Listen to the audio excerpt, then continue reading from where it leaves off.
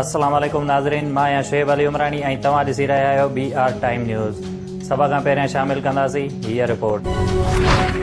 मचसानीअ जे शहीदनि जी तदफ़ीन ऐं धरणे जे ख़ात्मे बैदि वज़ीर एज़म जी कोयटा आमद। मचसानीअ जे शहीदनि जे वारसनि सां मुलाक़ात इमरान ख़ान चयो आहे त बलोचिस्तान में हज़ारा बिरादरीअ जी नसुलकुशी कई पई वञे। भारत दहशतगर्दीअ जी माली मुआवनत करे पाकिस्तान में फ़िरक़ेवारियत फ़साद फैलाइणु चाहे थो। पोरियतुनि खे क़त्ल कंदड़ दहशतगर्दनि जो तालुक़ लश्कर जंगीअ सां आहे। हज़ारा बिरादरीअ जे सिक्योरिटीअ लाइ ख़ासि ग्रुप क़ाइमु करे रहिया आहियूं। मचसानीअ में शहीद थी वियल हज़ारा बिरादरीअ जे 11 पोरियतुनि जी हिकु हफ़्ते बैदि तदफ़ीन। शहीदनि जी जनाज़े निमाज़ कोयटा जे इमाम बारगाह में अदा करे लाश मक़ामी क़ब्रिस्तान में दफ़नाया विया। बलोचिस्तान जे वॾे वज़ीर ॼाम कमाल, वफ़ाक़ी वज़ीर अली ज़ैदी, वज़ीर एज़म जे ख़ासि मुआविन ज़ुल्फ़ी बुखारी समेत वॾे अंग में माण्हुनि जनाज़े निमाज़ में शिरकत कई। हिकु हफ़्तो अॻु हथियारबंदनि मच में 11 पोरियतुनि खे बेदर्दीअ सां क़त्ल कयो हुयो।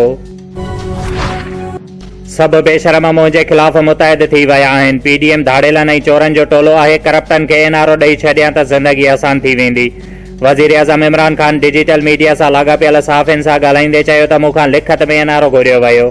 पहिरीं असेंबली आहे जेका डीज़ल खां सवाइ हली रही आहे। फ़ौज ख़िलाफ़ बयान ॾींदड़ सभिनी माण्हुनि जो इलाज थींदो। मुफ़्ती किफ़ायतुल्लाह खे हर सूरत में पकड़ियो वेंदो। पीपल्स पार्टी अॻुवाण फैसल कुंडीअ चयो आहे त मुतालबा मञराए मचसानीअ जे शहीदनि जे वारसनि सां ताज़ियत करणु शर्म जो मक़ाम आहे।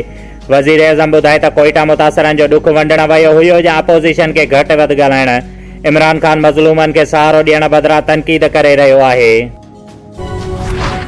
नून लीग PDM में शामिल पार्टियुनि सां गॾु नंढियूं चूंड विढ़ण जो ऐलान करे छॾियो।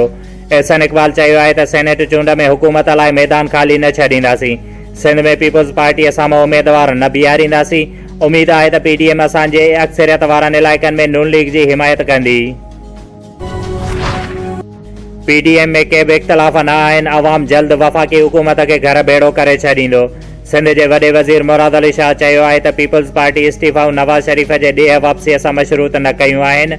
वफ़ाक़ पारां पैसा न मिलण सबबि सूबे में तरक़ियाती रिथाऊं सुस्त रफ़्तार जो शिकार आहिनि।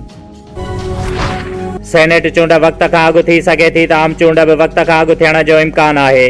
जमायत इस्लामीअ जे अमीन सिराजुल हक़ चयो आहे त कंहिंखे बि ख़बर न आहे त हुकूमती मामला केरु हलाए रहियो आहे। हुकूमत ख़िलाफ़ भरपूर तहरीक जल्द शुरू कंदासीं। शुएब अली उमरानीअ खे ॾींदा इजाज़त। वधीक ख़बरुनि ऐं अपडेट्स लाइ ॾिसंदा रहो BR टाइम न्यूज़।